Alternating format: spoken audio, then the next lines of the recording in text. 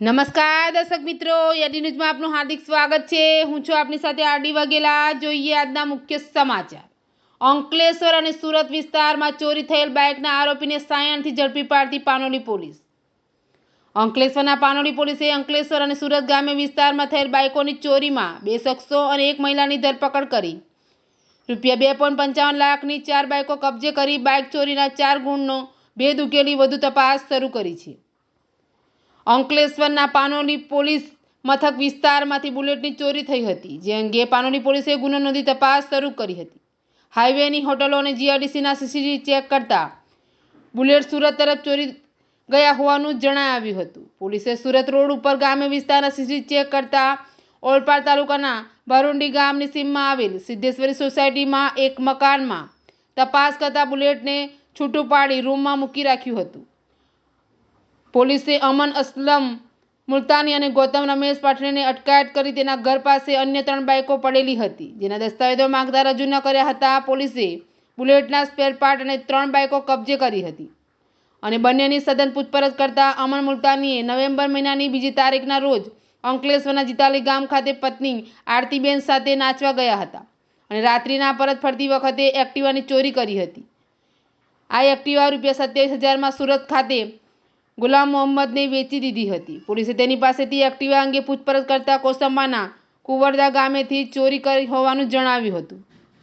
ત્યારબાદ પાનોલી જીઆઈડીસીમાં સંજાલી ગામના એપાર્ટમેન્ટ પાસેથી બુલેટની ચોરી કરી હતી। બાદ તેની પાસેની કેટીએમ બાઇકની પૂછપરછ કરતા ડિસેમ્બર માસમાં સુરતના જોડવા ગામેથી ચોરી કરી હોવાની કબૂલાત કરી હતી અને આ બાઇકો સસ્તા ભાવે વેચાણ કરી દેવામાં હોવાનું જણાવ્યું હતું। પાનોલી પોલીસે તપાસ કરતા અંકલેશ્વર રૂરલ પોલીસના પલસાણા અને કોસંબા પોલીસ મથકના ગુણ નોંધાયા હતા।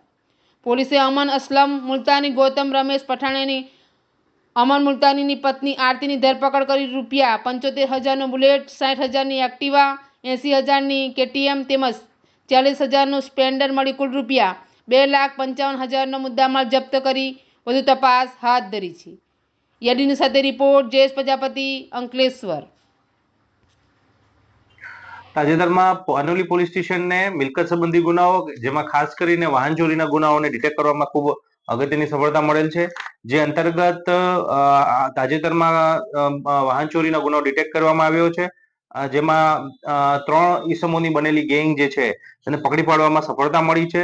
જે આરોપી જે છે એ અમન અસલમ રહેમાનભાઈ મુલતાની, ગૌતમ ઉર્ફે કામલી રમેશભાઈ પઠારે તથા આરતી કે જે અમનભાઈ અસલમભાઈ મુલતાનીના પત્ની છે, તેને પકડી પાડવામાં આવ્યા છે। જેમની પાસેથી કુલ 4 જેટલા વાહનો, જેમાં Activa, royal Enfield bullet, KTM motorcycle તથા સ્પ્લેન્ડર મોટરસાયકલ છે તેને રિકવર કરવામાં આવ્યો છે। લગભગ આ ટોટલ મુદ્દામાલ છે એ 4 થી 5 લાખ ઉપર નો મળી આવેલ છે। આ ગુનામાં અગાઉ પણ જે પોલીસ સ્ટેશનોમાં ગુના બન્યા હતા તેને પણ ડિટેક્ટ કરવામાં પાનોલી પોલીસને સફળતા મળી છે। જેમાં અંકલેશ્વર રૂરલનો પોલીસ સ્ટેશનનો 2025નો ગુનો, કોસંબા પોલીસ સ્ટેશનનો 2025નો ગુનો તથા પલસાણા પોલીસ સ્ટેશનના 2025ના ગુનાને ડિટેક્ટ કરવામાં પોલીસને સફળતા મળી છે। આ જે છે ગેંગ એ લગ્નમાં જે બેન્ડ આવ્યો હોય ત્યાં બેન્ડમાં જઈ અને ત્યાં નાચવા માટે જાય અને ત્યાંથી આ પ્રકારની ગાડીઓ જે છે તેની ચોરી કરવાની એમો સાથે કામગીરી કરતા હતા। તે પૈકી જે ગૌતમ ઉર્ફે કામલી જે છે તે મહારાષ્ટ્ર રાજ્યના ઔરંગાબાદના ગંગાપુર પોલીસ સ્ટેશનમાં અગાઉ પ્રોહિબિશનના 2-3 ગુનાઓમાં પણ તેની વિરુદ્ધ દાખલ થયેલા છે, એટલે એક પ્રકારે ગુનાહિત ઇતિહાસ ધરાવે છે। તો એક અગત્યનો ગુનો ડિટેક્ટ કરવામાં ભરૂચ પોલીસને સફળતા મળી છે। સર, આમાં જે મહિલા છે તેની મુખ્ય ભૂમિકા શું હતી હશે?